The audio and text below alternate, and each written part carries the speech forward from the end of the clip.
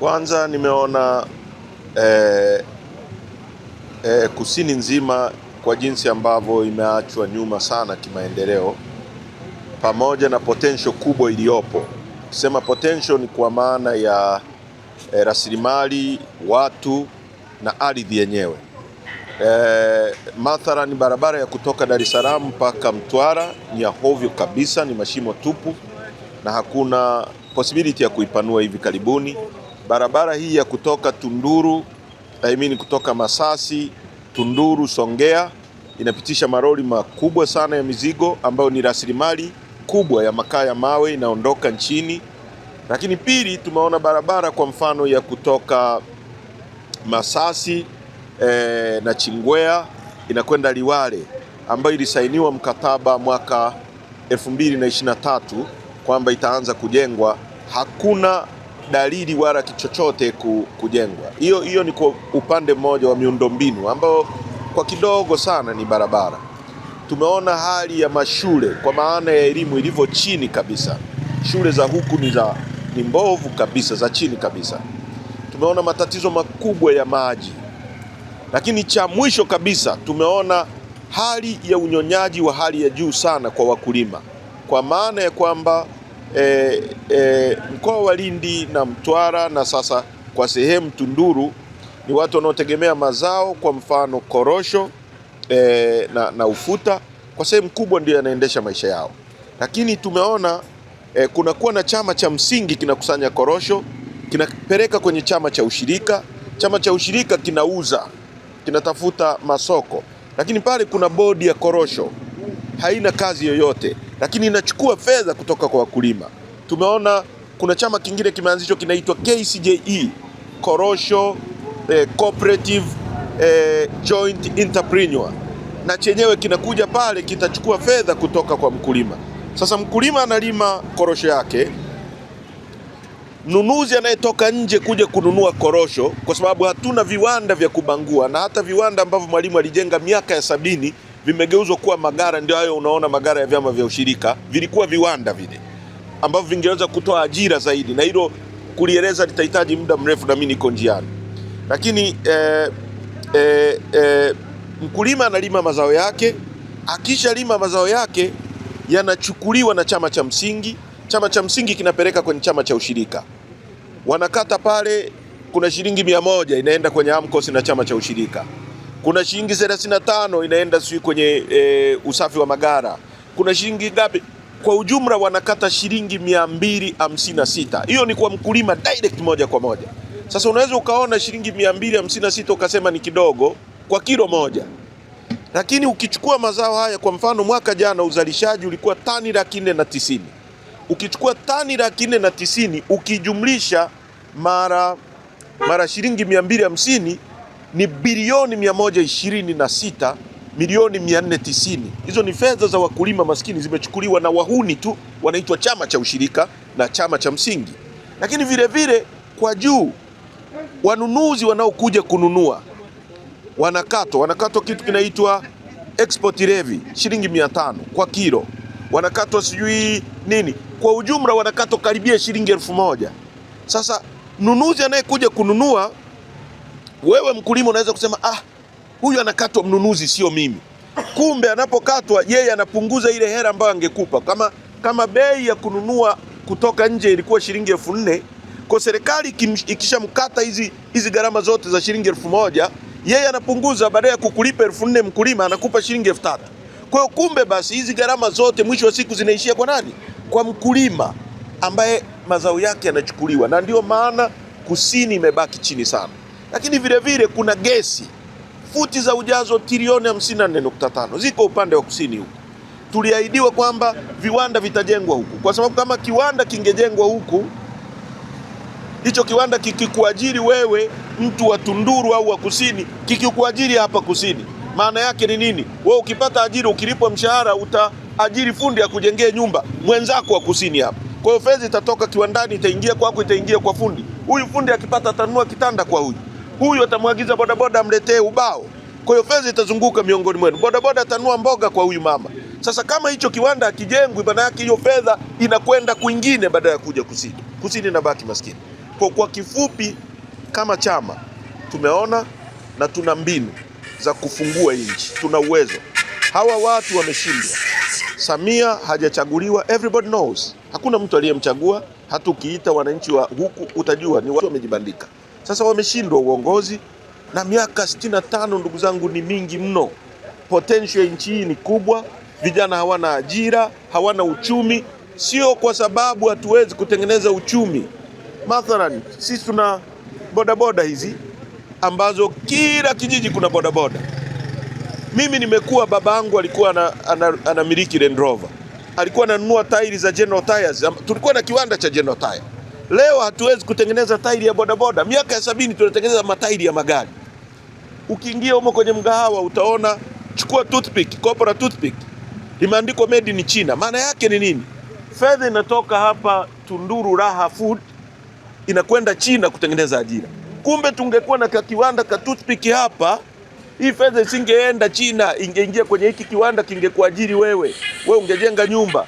Sasa haya mambo mnapaswa kuyajua kwamba tatizo lililopo ni aina ya uongozi inayosafirisha kila kitu kutoka ndani humu. Fedha tunayovuna kwa shida sana, mwisho inatoka nje, inakwenda kuagiza magunia ya kubebea viazi, magunia ya kubebea ufuta. Hata magunia hatuwezi kutengeneza. Miaka hiyo tulishaanza kutengeneza. Spoku za pikipiki hizi, sui spoke, hatuwezi kutengeneza. Namna pekee ya kugenerate uchumi kwa vijana ni kwa serikali itakayokuja na uwezo wa kutengeneza viwanda tulivyo na uwezo navyo. Moja, tuna misitu. Kwa nini tuagize viti na meza kutoka China? Tutatengeneza humu, ajira itabaki humu. Tunaweza kutengeneza toothpick, tutengeneze humu. Tunaweza kutengeneza viatu vya kawaida hivi, made in China. Tulikuwa na viwanda vyetu, tutengeneze humu. Tunaweza kutengeneza tairi za bodaboda. Kama hatuwezi kutengeneza injini, tunaweza tairi, na tutasema hakuna kuagiza tairi kutoka nje ya nchi. Kwa hiyo haya mambo yote haya ni mambo yanayohitaji akili iliyo advance.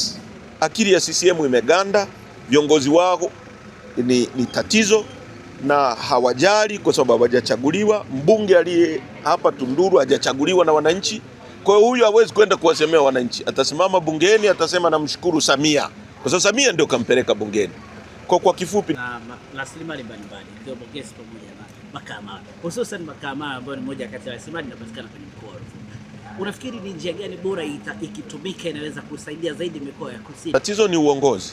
Tatizo kubwa la nchi hii ni uongozi.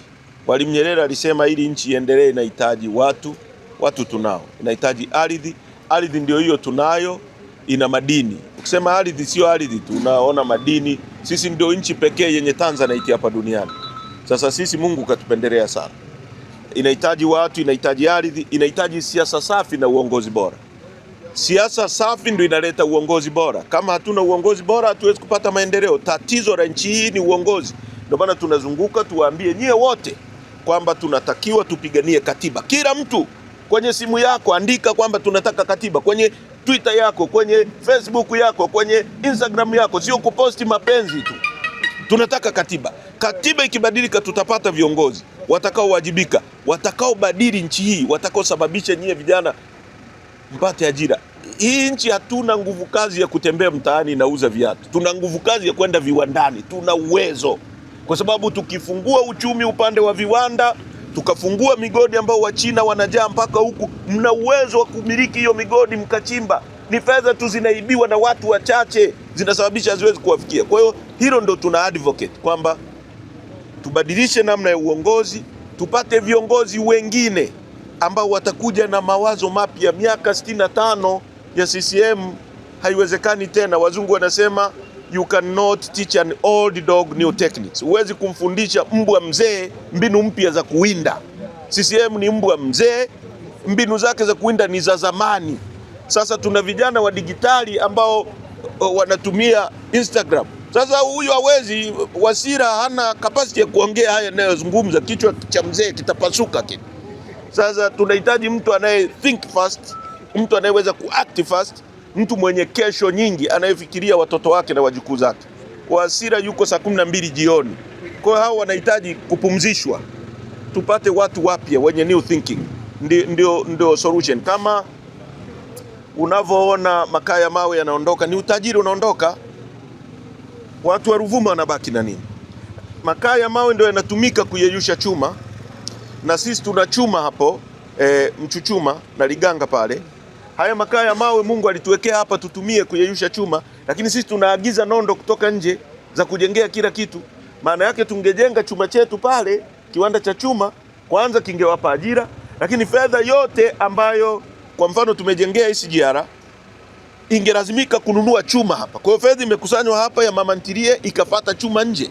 Kama ingebaki humu ingetengeneza mazingira mengine kwa ajira nyingine. Kwa matatizo sio ukosekanaji wa ajira. Matatizo ni aina ya watu walioko madarakani, uwezo wao wa kufikiri. Wanafikiri wizi na unyanyasaji. Hawana uwezo mwingine wowote. Ndio maana wote tunahitaji kuwa kitu kimoja, tubadilishe mambo. Na msiletewe mambo si ya dini, si haikusaidii chochote. Kwa sasa fedha mfukoni, na chama kinachoweza kusababisha fedha ikaingia kwenye mfuko wako ndio chama chako hicho, ni Chadema, ndio kina mbinu, ndio kina uwezo. Wengine wote hao wanaotumiwa na CCM na nini, achaneni nao.